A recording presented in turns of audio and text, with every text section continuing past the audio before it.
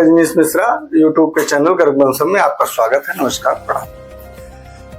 मित्रों, हमने भाग 5 में स्वतंत्रता संग्राम में अमोढ़ा राज्य का गौरवशाली योगदान के बारे में बताया था। हम भाग 6 लेकर के आपके बीच में चर्चा के लिए आए हैं। भाग 6 में आप सभी का स्वागत है। दोस्तों, भाग 5 में हमने आपसे रानी तलाश कुंवर जी रणभूमि में युद्ध के लिए जाती हैं, यहां तक हमने बताया था। और अब आगे चर्चा करेंगे भाग 6 का। रानी तलाश कुंवर रणभूमि में अंग्रेजों से अपनी पहचान छुपाने के लिए पुरुषों के वेश में रहती थी और अपने साथ 4 महिला सैनिक भी वेशभूषा अपने ही तरह की रखती थी, जिससे कि उनकी पहचान अंग्रेज न कर पाए। और वो चारों महिला सैनिक जो होती थी वो युद्ध कला में काफी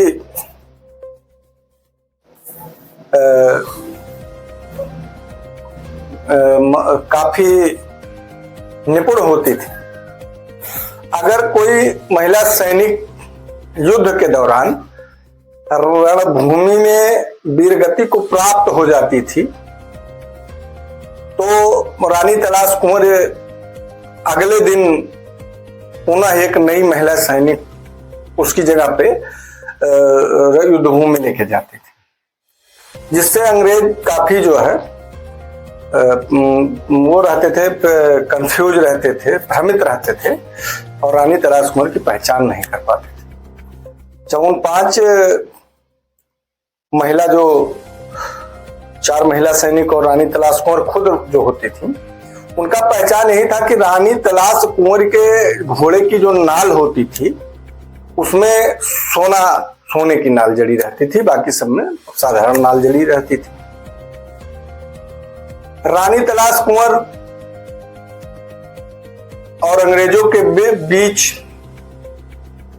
युद्ध निरंतर जारी रहता है और यह युद्ध काफी समय, लगभग 5 वर्षों तक अनवरत चलता रहता है।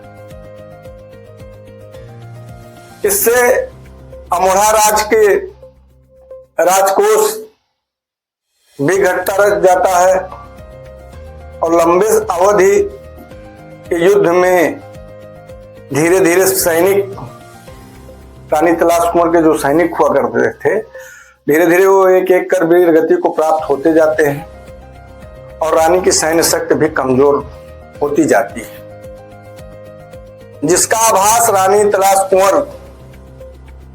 को भी हो रहा था और अंग्रेज हुकूमत भी समझ चुकी थी कि धीरे धीरे रानी तलाश कुंवर कहीं न कहीं अब कमजोर होती जा रही। ऐसे में ही कर्नल ह्यूज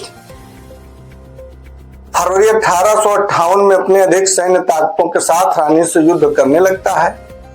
यह युद्ध छावनी बाजार से लगभग 2 किलोमीटर उत्तर दिशा में वीरपुर गांव के पास होता रहता है।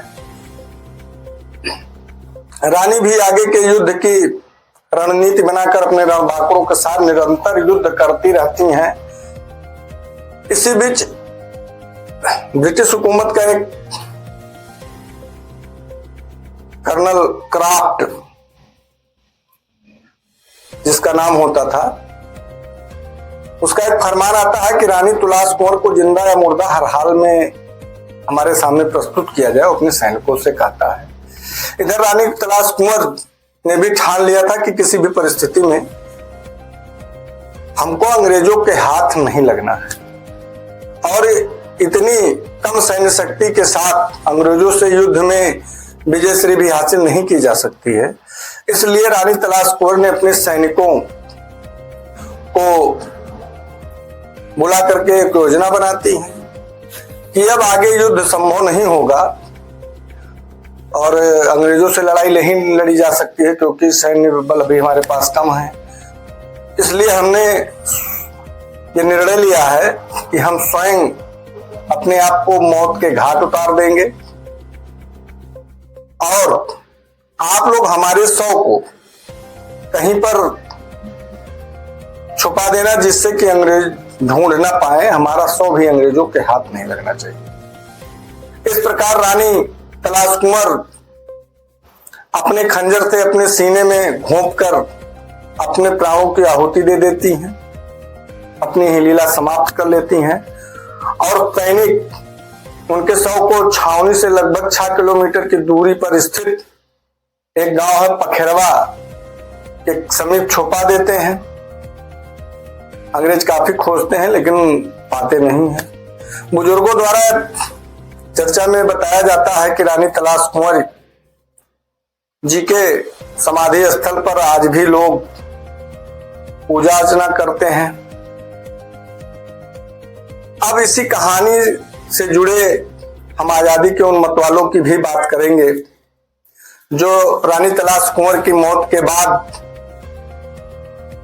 राज्य में जो आजादी के दीवाने, आजादी के मतवाले थे, उनमें काफी आक्रोश आ जाता है और छावनी बाजार में, यहीं पर छावनी बाजार में ही स्थित एक पीपल का वृक्ष है जिसकी शहादत की कहानी हम आपको एपिसोड नंबर 7 भाग 7 में आपसे चर्चा करेंगे।